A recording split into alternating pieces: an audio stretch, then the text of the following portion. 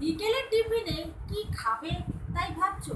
রোজ রোজ এক খাবার খেতে ভালো লাগে না। আজকে আমি তোমাদের যে রেসিপিটা করে দেখাবো সেটা খেতে সত্যি ভীষণ ভালো লাগে টিফিন হিসাবে। আজকে আমি তোমাদের করে দেখাবো মুচমুচে চিড়া ভাজা কিভাবে তৈরি করতে হয় তার রেসিপি। কিন্তু তার আগে বলি, নমস্কার, আমি মনিকাজ রান্নাঘরে তোমাদের সবাইকে স্বাগত।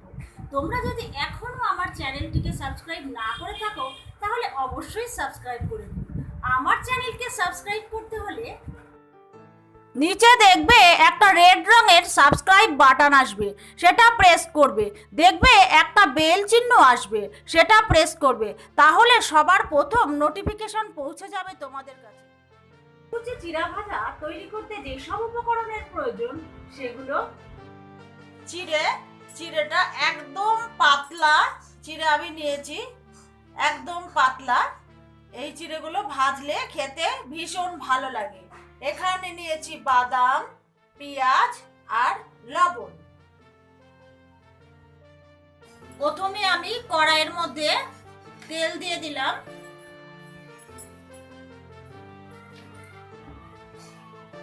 তেলটা আমার গরম হয়ে গেছে। এবারে এর মধ্যে আমি চিড়েগুলো দিয়ে দিলাম। দিয়ে এবারে আমি এটাকে ভাজতে থাকবো। ভালো করে নেড়ে নেড়ে ভাজতে হবে।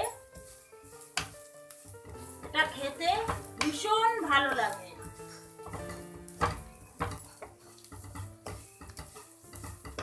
এবারে আমি এর মধ্যে একটু লবণ দিয়ে দিলাম স্বাদ মতো। দিয়ে আমি এটা ভালোভাবে ভাজতে থাকবো।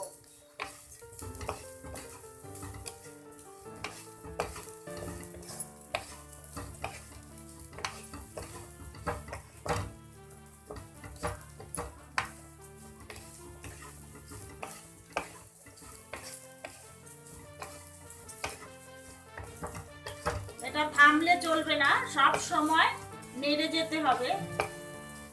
থামলে এটা পুড়ে যাবে।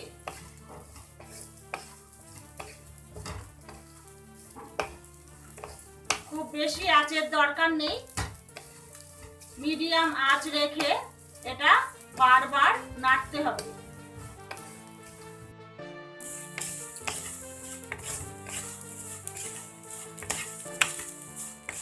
চিড়েটা আমার একদম ভাজা হয়ে গেছে, একদম মচমচে হয়ে গেছে। এবারে আমি এটাকে নাবিয়ে নেব। আমার মচমচে চিড়ে ভাজাটা পুরো তৈরি হয়ে গেছে। আমি এটা সার্ভ করে নিলাম। এটা এই পেঁয়াজ ছোট ছোট করে কুচিয়ে বাদাম দিলে এটা ভীষণ ভালো লাগে খেতে। আর এটা এমনভাবে ভাজতে হবে যে একটু জুড়ানোর পরে এটা দেখা যাবে হাতের মধ্যে পুরো গুঁড়ো হয়ে আসছে। তাহলেই বোঝা যাবে এটা খুব ভালোভাবে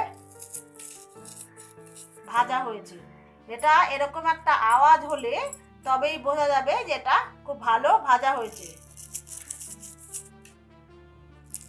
একদম হাতে গুঁড়ো হয়ে এসছে।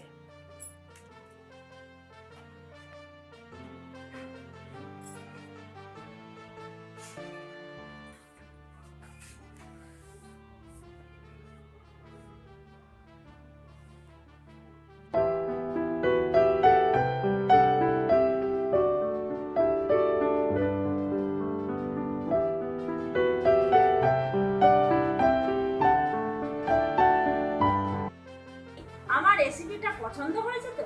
যদি পছন্দ হয়ে থাকে তবে লাইক এবং কমেন্ট করে জানাবে, শেয়ার করবে এবং সাবস্ক্রাইব অবশ্যই করবে। ভালো থাকবে, সুস্থ থাকবে। নমস্কার।